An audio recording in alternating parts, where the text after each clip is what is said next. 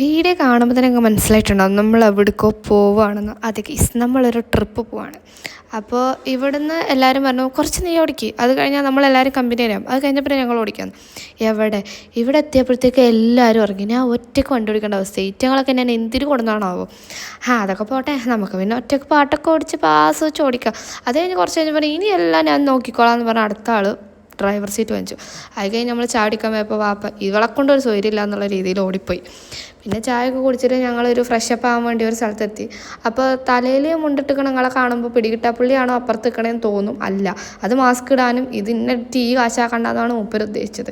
പിന്നെ ഇപ്പം നിങ്ങൾക്ക് മനസ്സിലായില്ല നമ്മൾ അങ്ങോട്ടാണ് പോണത്. അതെ, വളരെ ഫ്രഷായിട്ട് ആരും പോവാത്ത, വളരെ ചുരുക്കം പേര് മാത്രം പോയിട്ടുള്ള മസന്നക്കുടി വഴി ഊട്ടിക്കാണ് നമ്മൾ പോണത്. ഫ്രഷേ അങ്ങനെ നമ്മൾ അവിടെ എത്തി. പക്ഷെ ആരൊക്കെ പോയാൽ വളരെ ഫെമിലിയർ ആണ്, അല്ലെങ്കിൽ എല്ലാവരും പോണ സ്ഥലമാണെന്ന് പറഞ്ഞാലും സംഭവം കുറച്ച് അടിപൊളിയൊക്കെ ആയിരുന്നു. അല്ലെങ്കിൽ നമ്മൾ എവിടേക്ക് ട്രിപ്പ് പോകണമെങ്കിൽ എത്ര കണ്ടെന്ന് പറഞ്ഞിട്ടുണ്ടെങ്കിൽ അവിടുത്തെ ഒരു സ്ഥലത്തിൻ്റെ വൈബ് വരുന്നു.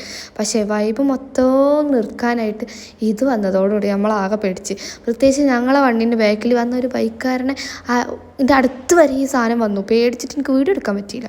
ആനേനെ കണ്ടിട്ട് ഉറങ്ങണപ്പം ഞങ്ങൾ കണ്ടിടണോ. ടൂറ് പോയിട്ടും കാര്യമില്ല, എപ്പോഴും ഇത് ഇങ്ങനെ തന്നെ. ഇതിനെ കണ്ടിട്ടാ തോന്നണു വഴി കണ്ട മാനുകളൊക്കെ ഓടിപ്പോവാണ്. അത് കഴിഞ്ഞിട്ട് ഈ സാധനം ഞങ്ങളെ പിന്നാലെ വന്നു. പേടിച്ചില്ലേ. പിന്നെ ഡ്രൈവർ സൂപ്പറായതുകൊണ്ട് രക്ഷപ്പെട്ട്. അതൊക്കെ കഴിഞ്ഞിട്ട് നമ്മൾ ഫുഡ് രാവിലെ ഉണ്ടാക്കി കൊടുത്തിരുന്നത്. ഇത് ഞങ്ങളെ ബംഗാളി പണിക്കാരൻ മൂപ്പരാണ് ഇതൊക്കെ എടുത്ത് സെറ്റാക്കി വെക്കണേ. ഫുഡ് എന്നുള്ള വിചാരമേ എനിക്കുള്ളൂ. അത് കഴിഞ്ഞിട്ട് ഫുഡൊക്കെ കഴിച്ച് കഴിഞ്ഞ് നമ്മൾ പിന്നെയും ഒരു ചുരമൊക്കെ കയറിയിട്ടാണ് എത്ര വട്ടം ഇങ്ങനെ ഞാൻ എൻ്റെ വ്യക്തിപരമായിട്ട് ഞാൻ എത്ര വട്ടം പോയ സ്ഥലമാണെങ്കിലും പിന്നെ ആ സ്ഥലത്തേക്ക് തന്നെ ഒരു ഓപ്പർച്യൂണിറ്റി ആയിട്ടാണ് പോകാനെങ്കിൽ ഞാൻ പോകും. കാരണം നമ്മളെ മൈൻഡ് ഒന്ന് പീസ്ഫുൾ ആവാൻ ഇങ്ങനത്തെ ഇടയ്ക്കുള്ള ഒരു യാത്ര ഒക്കെ നല്ലതാണ് എനിക്ക് തോന്നിക്കണേ. അത് കഴിഞ്ഞ് നോക്കിയപ്പോഴോ നല്ല മഴ വരാനുള്ള ഇതാരാന്ന് മനസ്സിലായില്ലേ? My dada itself. നേരത്തെ തല മുണ്ടിട്ടുള്ള ആളാണ്. ഇത് കഴിഞ്ഞിട്ട് ഞങ്ങൾ രണ്ടാളും കൂടി ഈ വെള്ളം ഇപ്പം എങ്ങോട്ടാണ് പോണത്, ഇതിപ്പോൾ എവിടുന്നാണ് വരുന്നത്, ഇതൊക്കെയാണ് ഞങ്ങൾ രണ്ടാളും സംസാരിച്ചത്. അത് കഴിഞ്ഞ് നോക്കുമ്പോൾ നല്ല മുട്ട മഴ. മഴയത്തും ഞാൻ വീഡിയോ എടുത്തു. കാരണം മഴ ഇനി നിങ്ങൾക്ക് കാണിച്ചു തരണമല്ലോ എന്ന് വെച്ചു. ഈ കാണിക്കണ കോപ്പറായി കാണുമ്പോൾ നിങ്ങൾ വരയ്ക്കും ഇവൾക്ക് എന്താ തലക്ക് വല്ല സുഖക്കേടുണ്ടോ. തലക്ക് സുഖമില്ലാത്ത എനിക്കല്ല, എൻ്റെ വേറെ കുറച്ച് ആൾക്കാർക്കാണ്. കാരണം ഓരെന്നെ കൊണ്ട് അഭിനയിപ്പിക്കുകയാണിത്. എന്ത് ചെയ്യാം, എൻ്റെ അഭിനയത്തിൻ്റെ ഇത് കണ്ടിട്ട് എനിക്ക് എന്നെ കുറച്ച് നേരം എണീറ്റ് നിൽക്കാൻ തോന്നിപ്പോയി. അങ്ങനത്തെ ഒരു അഭിനയമാണ് ഞാൻ കാഴ്ച വെച്ചിട്ടുള്ളത്.